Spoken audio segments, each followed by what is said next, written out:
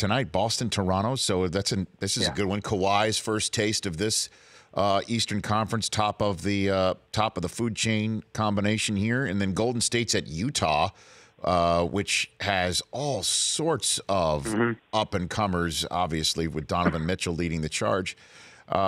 Which do you think has the opportunity most to knock off the other when it's all said and done? Toronto against Boston or Utah? I know I'm talking about a dynastic team in Golden State, but do you think they've got the right stuff potentially here, Chris? You know, I think Toronto is a bigger threat to Boston than Utah is to Golden State. I mean, the two games the Celtics played against the Raptors last season, they just got clubbed in Toronto. Lost both these games by an average of 19 points.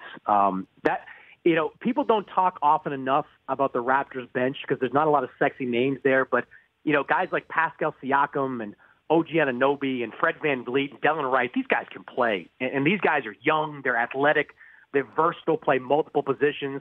You throw Kawhi Leonard into that mix, you got something there. This is a great slate of games. Not to get too giddy about the games themselves, but it's a great two games tonight because I think this is an Eastern Conference Finals preview with the Celtics and the Raptors. And I think it could be a Western Conference Finals preview with the Jazz and the Warriors. I mean, continuity rich in the NBA is huge. And the Jazz did the smartest thing they possibly could. They didn't go out there and try to sign some kind of silver bullet type player that makes sense for what they need. They re-signed their guys, and they're continuing to grow. They've got maybe the best developmental program in the entire NBA. Quinn Snyder is brilliant. Dennis Lindsey, the GM, is a tremendous evaluator of young talent.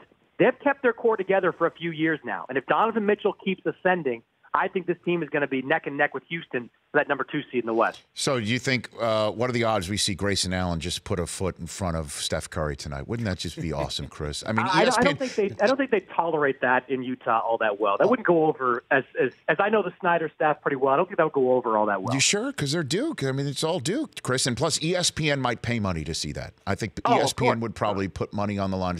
Would you please do that, Grayson?